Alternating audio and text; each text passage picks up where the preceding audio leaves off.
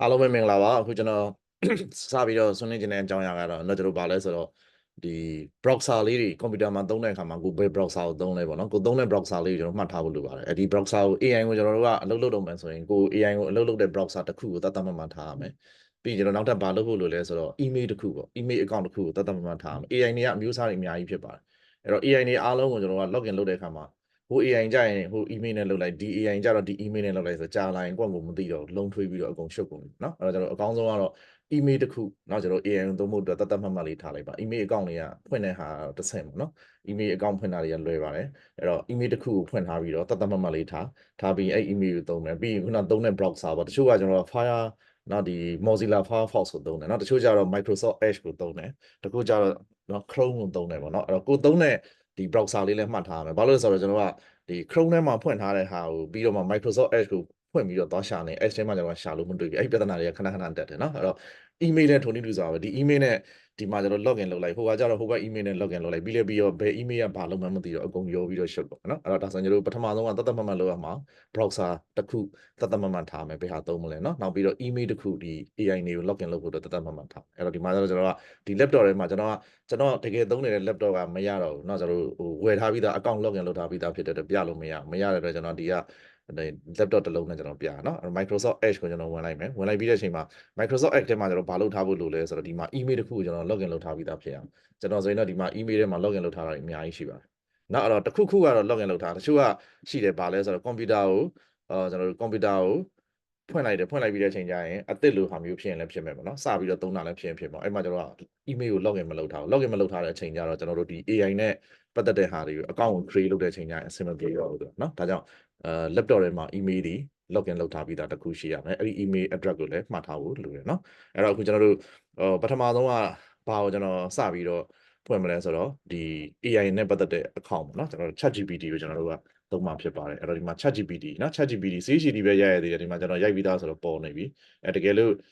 ဆရာမတို့ကရိုက်ထားပြီးသားမရှိဘူးဆိုရင်တော့အစအဆုံးရိုက်ရမှာ ChatGPT ပေါ့နော် ChatGPT ဆိုရင်သူက 4.0 လား 5.0 လားဆိုအများကြီးပေါ်နေလိမ့်မယ်ပြဿနာမရှိဘူးကျွန်တော် ChatGPT ရိုက်ရှာ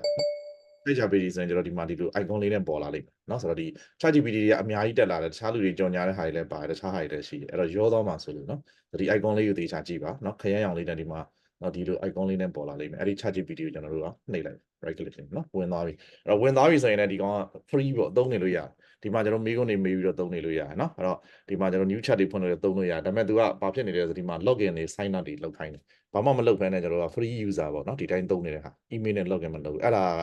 သူက limited ဖြစ်တဲ့အတွက်တချို့ function တွေကိုဆက်သုံးလို့ရမှာမဟုတ်တဲ့အတွက်ကျွန်တော် login လုပ်ဖို့လို login လုပ်တယ်ဆိုတာကနော်ဒီခလုတ်က login လုပ်တယ်ဆိုတဲ့ခလုတ်ကတော့အရင် account ဖွင့်ထားပြီးသားရှိတဲ့လူတွေပေါ့နော်အခုဒီမှာကျွန်တော်တို့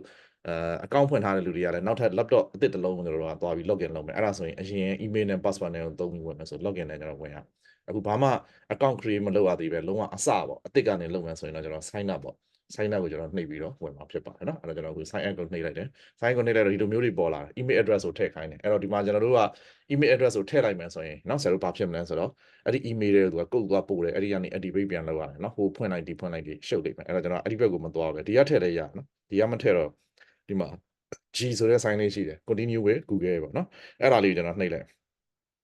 က်ပြီဆိုရင်ဝင်သွားတယ်အဲ့တော့ကျွန်တော် email တွေပေါ်လာပြီဒီ laptop ထဲမှာကျွန်တော် email တွေအများကြီးလုပ်ထားတာเนาะအခုကျွန်တော်ကလောလောဆယ်ဒီဟာအတွက်ကိုကျွန်တော်ကနမူနာအနေနဲ့ဒါလေးနဲ့ဖွင့်ပြတယ်เนาะအဲ့တော့ဒီ email ကိုကျွန်တော် click လုပ်လိုက်ဘာမှအထူးထွေမရှိဘူးဒါနဲ့ဖွင့်မှာလား okay ဟုတ်တယ်ဆိုရင် continue ဆက်လုပ်လိုက်အဲ့ဒါဆိုရင်ကျွန်တော်ဘာလုပ်ထားလဲဆိုတော့ email တစ်ခုနဲ့ဖွင့်လိုက်တာဖြစ်သွားပြီတစ်ဆင့်တက်သွားပြီပေါ့နော်သို့တော့ email တစ်ခုနဲ့ဖွင့်လိုက်တာပဲဖြစ်တော့လည်းပဲဒီကောင်ဒီဘာပဲဖြစ်နေသေးလဲဆိုတော့ free user အဖြစ်နဲ့เนาะသုံးနေတဲ့ဟာပဲဖြစ်မယ်အဲ့တော့နောက်ဒီမှာကျွန်တော်တို့စပြီးတော့เนาะ ChatGPT နဲ့ပတ်သက်ပြီး introduction တွေကျွန်တော်တို့လုပ်ထားတယ်เนาะ improve the memory လုပ်မယ် ChatGPT เนาะဘာညာပေါ့အဲ့တော့ဆရာတို့သိကျင်တယ်ဆိုရင် show me ဆိုရင်သူကနမူနာတွေပြလိုက်เนาะအဲ့တော့ဘာဖြစ်တယ်နောက်သူကနမူနာအဲ့တော့ဒီမှာဒီ icon လေးတွေလည်းပေါ်လာပြီဒါပေမဲ့နောက်ဘာတွေ့ရမလဲဆိုတော့ဒီနေရာမှာ free ဆိုတာလေးတွေ့ရ free ဆိုတာဖြစ်တဲ့အတွက်အဲ့ဒါကျွန်တော်တို့ဘာဖြစ်လဲဆိုတော့ free account ကိုဖွင့်ထားခြင်းဖြစ်ပါတယ်เนาะဒီ free account ကကျွန်တော် limited ဖြစ်တယ်မိကုန်းတွေအများကြီးမေးလို့မရဘူးမိကုန်းအရေးအတွက်သူကစိတ်သွားပြီဆိုရင်ဒီနေ့အတွက်ရပ်သွားတယ်နောက်ထပ်24နာရီကြာရင်နောက်ထပ်တစ်ခါပြန်သုံးလို့ရတဲ့ feature မျိုးတွေရှိတယ်เนาะအဲ့တော့ဒီမှာတော့ကျွန်တော်တို့ကတကယ် professional training ကိုလုပ်ပြီးဆိုရင်တော့ဘာလုပ်ဖို့လိုလဲဆိုတော့ဝယ်ထားတဲ့ account ဖြစ်ဖို့လိုတယ်เนาะအဲ့တော့ဝယ်ခြင်းတယ်ဆိုရင်တော့ကျွန်တော်ဘာလုပ်အောင်လဲဆို upgrade ဆိုတဲ့ဒီကောင်လေးကိုနှိပ်လိုက်မှာဖြစ်ပါတယ်เนาะအဲ့တော့ personal အတွက်ကိုဝယ်မှာလား business အတွက်ကိုလို့မှာလားเนาะအဲ့တော့ဒီမှာကျွန်တော် free plan ရှိတယ်0ပေါ့ဒါအခုလက်ရှိ current plan ဖြစ်ပါတယ်เนาะကျွန်တော်ဝယ်ရမယ့် plan ကဒီမှာဖြစ်တယ်$20เนาะတစ်လကို$20ဖြစ်ပါတယ်เนาะ အဲ့လိုမဟုတ်ဘူးဆိုရင် pro plan ဆိုရင်တော့ကျွန်တော်တို့ကတစ်လကိုဒေါ်လာ200ဖြစ်သွားတယ်ဒါကတော့ကျွန်တော် company တွေအသင်းဖွဲ့တွေမှာဝယ်တဲ့ plan ဖြစ်ပါတယ်နော်ကျွန်တော်တို့ကအဲ့ဒီမလိုပါဘူး plus ဆိုရင် okay ပြီနော်အဲ့တော့ဘာကွာသွားလဲဆိုတော့ဒါလေးကိုကျွန်တော်ပြန်ပိတ်လိုက်ပါအောင်နော်ပြကြရင်လို့ဒီနေရာမှာကျွန်တော်တို့က free လို့ပေါ်တယ်နော်ကျွန်တော်ဝယ်သွားပြီးတဲ့ချိန်ကျရင်အဲ့ဒီနေရာမှာဘာဖြစ်သွားမလဲဆိုတော့ plus ဆိုတဲ့စာသားလေးပေါ်နေမှာဖြစ်ပါတယ်နော်အဲ့တော့ဒီ free ကနေပြီးတော့ upgrade ကိုနှိပ်ပြီးတော့ကျွန်တော်ဝယ်လိုက်လို့ရတယ်အဲ့တော့ဒီမှာကျွန်တော်ဝယ်ပြီးဆိုပါစို့နော်ဝယ်ပြီးဆိုရင် gap plus ဆိုပြီးတော့ကျွန်တော်နှိပ်လိုက်မယ်နှိပ်လိုက်တဲ့အခါမှာသူကဘာလဲဆိုတော့ payment system ကိုတောင်းမှာဖြစ်ပါတယ်အဲ့တော့ဒီမှာနော်တက်နေတဲ့ကိုရီမတွေနော်ဆရာတွေဆရာမတွေမှာကျွန်တော်တို့ကဘာလို့လဲဆိုတော့ကိုယ့်ရဲ့ company နဲ့ပတ်သက်တဲ့နော်ကိုယ့်ရဲ့ဒီ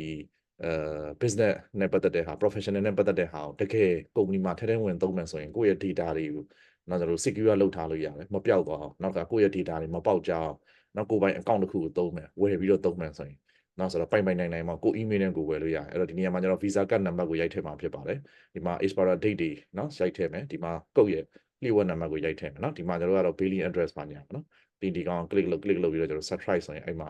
visa card ထဲကနေပတ်စံဖြတ်သွားမှာဖြစ်ပါတယ်တစ်လကိုဒေါ်လာ20ပေါ့နော်အဲ့တော့ဒီဟာနဲ့ပတ်သက်လို့ကျွန်တော်တို့ကတိုက်ရိုက်နော်ကိုယ့်အကို visa card ကိုဖွင့် visa card နဲ့ပတ်သက်ရင်တော့ဘယ်ဘဏ်မှာဖြစ်ပေါ့မြန်မာပြည်ကဘဏ်တွေတော်တော်များများမှာ AR ဘဏ်တို့ CB ဘဏ်တို့ UB ဘဏ်တို့နော်အဲ့မှာကျွန်တော် visa card လေးလုပ်ပြီးတော့ visa card နဲ့ဖွင့်ရင်တော့သူကဒေါ်လာကတော့ပေါက်ဈေးနဲ့နော်လက်ရှိပေါက်ဈေးနဲ့ဖြတ်ပါတယ်အဲကျွန်တော်ကတော့လက်ရှိကျွန်တော်သုံးနေတဲ့ဟာလေးနဲ့ပြောမယ်ဆိုကျွန်တော် UAB ဘဏ်က visa card ကလေးလုပ်ထားတယ်အဆင်ပြေတယ်နော် UAB ရဲ့ visa card ကလေးကဘာအဆင်ပြေရလဲဆိုတော့မြန်မာငွေအကောင့်ကနေပြီးတော့ visa card ထဲကိုကျွန်တော်ကပြောင်းပြီးထည့်လိုက်လို့ရတယ်နော်ဟိုရင်တော့ဆိုရင်တချို့ဘဏ်တွေမှာမရဒေါ်လာအရွက်တော့ပေးရတော့ပေးတဲ့ဒေါ်လာအရွက်ကတန့်မှာသူကအထက်ထဲကိုထည့်ပြီးတယ်ဒေါ်လာမှာအနာစာပါတယ်ဆိုရင်ကိုကပြန်လဲရဆိုတော့ဒေါ်လာအများနဲ့ဝင်နေတဲ့လူဆိုရင်တော့ပြဿနာမရှိဘူးတခါတလေမှဆိုရင်တော့ကိုဝယ်သွားတဲ့ဒေါ်လာပြန်လဲရတယ်ဘာညာနဲ့ဆိုအဆင်မပြေဘူးเนาะမြန်မာငွေကနေတိုက်ရိုက်လွှဲထည့်လိုက်ရတဲ့အခါတော့ပိုအဆင်ပြေအဲ့တော့ကျွန်တော်ကတော့ UAB visa လေးကိုသုံးပါတယ် UAB ဘဏ်ရဲ့ visa လေးနဲ့ဝယ်လို့ရတယ်เนาะဒါကတော့တနည်းပေါ့အဲ့တော့အဲ့ဒီမဟုတ်ဘူးဆိုရင်တော့တချို့ကတော့ဘာလုပ်မလဲဆိုတော့ကျွန်တော်တို့အပြင်မှာရောင်းတဲ့เนาะဒီ Facebook တွေမှာကျွန်တော်တင်ပြီးတော့ရောင်းနေတာရှိပါတယ် ChatGPT ပေါ့เนาะအဓိကเนาะဆရာတို့ဆရာမတို့မှတ်ထားဖို့ချက်က ChatGPT ဆိုတဲ့နာမည်နဲ့ဖြစ်ရမယ် AI တွေကအများကြီးဖြစ်တာတခြား AI တွေကျွန်တော်တော့ဝယ်မိမှာဆိုတော့เนาะတခြား AI မဟုတ်ဘူးကျွန်တော်တို့ကဒီ ChatGPT တခုကိုသေးသေးချာချာ professional ဖြစ်အောင်ကျွန်တော်တို့ train လုပ်မယ် train လုပ်ပြီးတော့ ChatGPT ကိုပိုင်နိုင်ရပြီဆိုရင်ဘယ် AI မှဖြစ်ကျွန်တော်တို့သုံးလို့အဆင်ပြေသွားလိမ့်မယ်เนาะအဲ့တော့ဒီမှာကျွန်တော်တို့သုံးမဲ့လေ့ကျင့်မဲ့ဟာဒီ ChatGPT ဖြစ်ပါတယ်ဒါကြောင့် ChatGPT ကိုပဲဝယ်ပါမယ်အပြင်မှာဝယ်တဲ့ဟာတွေကဈေးသက်သာပါတယ်เนาะတစ်လကိုဒီမှာကျွန်တော်တို့ဒေါ်လာ20ဆိုရင်ပေါက်ဈေးရတွက်မယ်ဆိုရင်တော်တော်လေးများတယ်ပေါ့နော်ဆိုတော့အပြင်မှာဆိုရင်တော့ကျွန်တော်မြန်မာငွေ1000ဝဲလောက်ကနေစပြီးတော့ရှိတယ်3000 4000မျိုးရှိတယ်သူကဘာလဲဆိုတော့ email အခုတစ်ခုပေးထားတယ်အဲ့ဒီ email နဲ့ကျွန်တော်သုံးမယ်ဆိုတော့ကျွန်တော်ရဲ့ဒီ ChatGPT ထဲမှာကျွန်တော်သုံးထားတဲ့အခါမှာเนาะဘာတွေရှိလဲဆိုတော့ChatGPT ကတော့ဒါကတော့ကျွန်တော်ပိတ်လိုက်တော့เนาะ payment system နောက်ပြန်ဆုပ်လိုက်တော့မယ်အဲ့တော့ ChatGPT မှာကျွန်တော်ဘာရှိလဲဆိုတော့ဒီမှာကျွန်တော်သုံးခဲ့တဲ့ဒီ history တွေပေါ်နေတယ်history တွေပေါ်တယ်အဲ့ history တွေမှာတော့เนาะတခြားလူနဲ့ share ပြီးတော့သုံးတယ်ဆိုရင်တခြားလူကကိုသုံးထားတဲ့ဟာကိုတခြားလူက